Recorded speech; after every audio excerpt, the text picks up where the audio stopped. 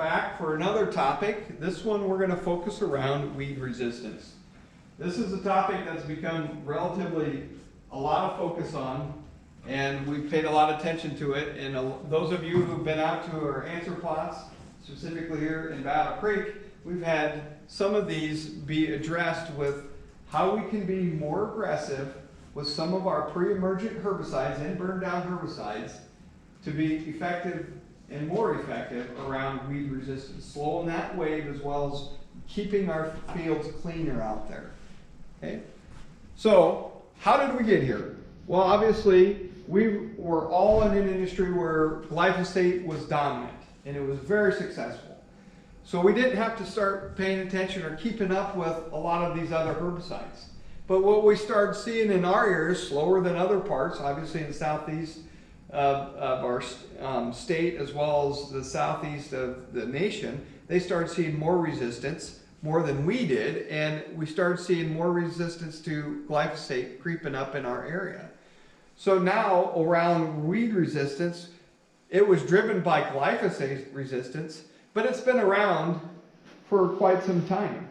But what we want to highlight here is you know, some people said, I'm going to stop using glyphosate, and then back in 4 or 5 years coming up, I'm going to use it again, and we shouldn't have much of a resistance issue.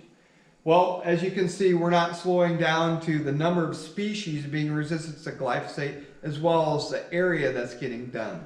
So in 2019, we had 17 species that were resistant to glyphosate, as well as in 39 states. In Nebraska, we've got 6 resistant weeds to glyphosate.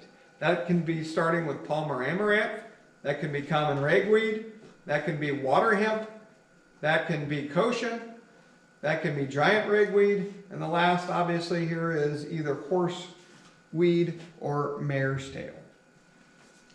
So how can we get aggressive? So aggressive we mean by let's make sure we're focusing on effective modes of action. We want to at least use 3 effective modes of action.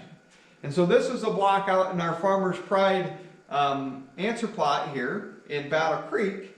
Here's where we got our pre-emergent demonstration around soybeans. And at this block here, we went out and we treated in May 5th with our pre-emergent herbicide before we planted. Now, we didn't know the weather was going to keep us out for a while, so we didn't even get our beans planted till the first part of June. Okay, so we had this herbicide sitting out there without any crop growing in there for over 30 days. So, and look how effective we still were with some of this effectiveness when we come to effective modes of action. So the way to look at this there is the top left, this is an untreated block. One thing I have to say too is we only managed these weeds with a pre-emergent burn down application. There was nothing done in crop here. So all this was done early on with nothing done, and we didn't do anything but come towards the end of harvest, and we'll show you the data coming up here. But here's untreated. You can see we got a healthy amount of weeds in there, from water hemp, ragweed, velvet leaf, mare's tail, even some grasses out here in this untreated. Next here is, in between the lines, 4 rows, we went out and we used XtendiMax at 22 ounces, Cornerstone at 32 ounces, Class Act Iridian, which is a adjuvant, and On Target and Interlock, which are also adjuvants within the package. So you can see is when we went from untreated to there, we did knock down some of our weed species as well as the amount of pressure, but a lot of us would still be pretty unsatisfied with that type of result if we came into harvest. So I know we hear a lot about some residual effect with our dicamba product when we're using XtendiMax. I think we're going to be able to give it some credit, but it's probably going to stop after about 2 weeks. So as you can see, we had some help, but not clear through when we start getting into some of these other treatments. Next, we used the base platform again, but then we added in a product called Charger Basic, which is a group 15. And so we used Charger Basic here at a pint. As you can see, when we went from the second treatment to this treatment, we even had a bigger reduction and our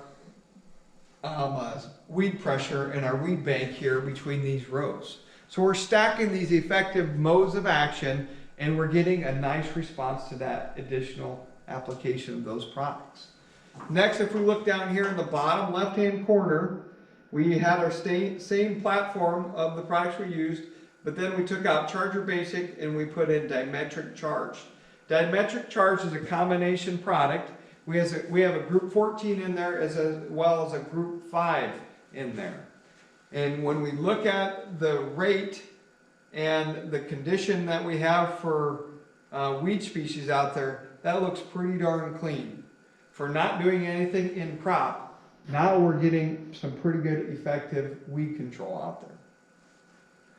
Next, in our 5th treatment, we took out Dimetric Charge and we used a product called Fierce. Now Fierce is a group 14 and a group 15 type of combination product. And as you can look in there, very clean what we see in that type of treatment. And then our last treatment here is we took out Fierce, we put in Sonic, which is a group 14 and a group 2. And then we also added in a product called Presidual, which is a group 15 as well as a group 5 combination product. So if you're listening to those numbers of groups, we're getting over 3 to 4 to 5 effective modes of action. And as you can see, as we get more creative, more modes of action, we're effectively getting a very good control from our pre-emerge program. So a lot of the question we get, a lot of you that might watch this, we're out there at Battle Creek, what was the impact on yield? Here was when we actually went out to harvest. And one thing that'll jump out to you right away is we've only got 5 recorded yields. On our untreated, the weeds were so heavy we couldn't even get our combine through, so we just wound up shredding it. So we're going to start with our 2nd treatment where we just use XtendiMax and Cornerstone. We had a yield response, what we saw was around 30 bushel. Okay? And these were demo yields, these aren't replicated research yields, but this is what we saw at Battle Creek. Next, when we added in Charger Basic to the mix, you can see just adding one more effective mode of action, we jumped up pretty darn nice to 57.6 bushel response. Okay? And then when you look at when we use Dimetric Charge, we jumped up even more when we're getting more effective modes of action. And then across the board with Fierce and Sonic, very similar in their response there. Not really saying that there's much of a yield difference, but what we want to highlight here is when we get more effective modes of action, we see a nice stair step versus these single mode of action types of applications. So as a grower, what I would emphasize is make sure when we're doing our herbicide programs, let's get very creative and make sure we're using 3 effective modes of action when we're out there doing our pre-emerges as well as our burn downs. We got a spring this year that's setting up to have plenty of moisture, and we get some heat, we're probably going to have some pretty good weed situations out there. So let's get aggressive with these early on programs. What's concerning here is, what I got up here on the next slide is there is water hemp resistance to now our group 15s.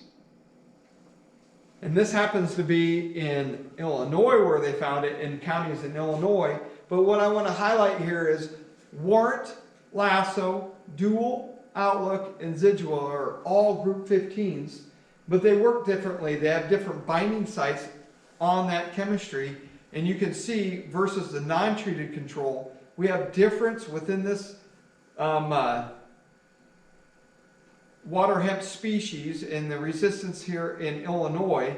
There you can see a difference of how these group 15s work versus the untreated. You look at the S-metolachlor, or what we talked about earlier on, doesn't look so well with versus this, but something like Warrant effectively was a little bit better. So managing these 15s, knowing if you have some issues, is going to be probably pretty relevant here in the years to come up. Next, I talked to a lot of growers, and we're hanging our hat on dicamba a lot in our area as something that's going to be able to allow us to be very minimal on our pre-emerges, but we're able to come back and clean it up like we used to do with our glyphosate.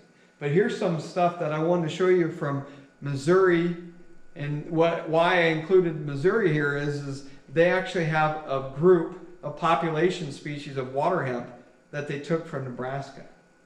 And so what I want to show you here is what within this data bank, what they did was they went out there and did a half rate as well as a full rate. And then you come over here in percent of survival. So the higher this bar is, the worse it was for survivability versus this chemistry. We had more living after we made that application. As you can see, when we did a half rate, we had about 32% of that population survive from that application. Now we know we're not going to go out there and do a half rate, but my question is if we're not managing our pressure with these nozzles that we're using, or if we're not using the right or proper adjuvant package within this, we can probably be effectively being less than a full rate potentially when we're out there applying that if we're not utilizing the system correctly. But then even when we look at that full rate, within this population, we had over 15% that still survived. That should be alarming to us because we've already got some surviving to dicamba within our area. Now this is going to shock you more. This is going to show you where they were taken. So we got those weeds banks populations taken here in Nebraska. As you look across the board, if you were blue, that means there was no concern for resistance. So all the states that participated in that, there's no blue versus dicamba. Next, if you got a little bit of yellow, that means there's some concern for resistance. Here in Nebraska, in southeast and middle eastern Nebraska, we've got some yellow out there. But then, when you look at the red squares, that means there's a high concern for resistance. So if you put that in these areas we're right here. If you're up in northeast part of Nebraska, we got some counties that are already concerned for resistance to dicamba. So if you're thinking you can just go out there and manage our resistance with these post-herbicide products, I think we're going to be way better off getting more aggressive with these effective modes of actions with these pre-emerge products out there that we're utilizing, as well as in-season layering of our residuals as well. So if you got more questions or concerns or thoughts, please reach out to a Farmer's Pride agronomist, and they'll be willing to help you here in the year to come up in 2020. Thank you.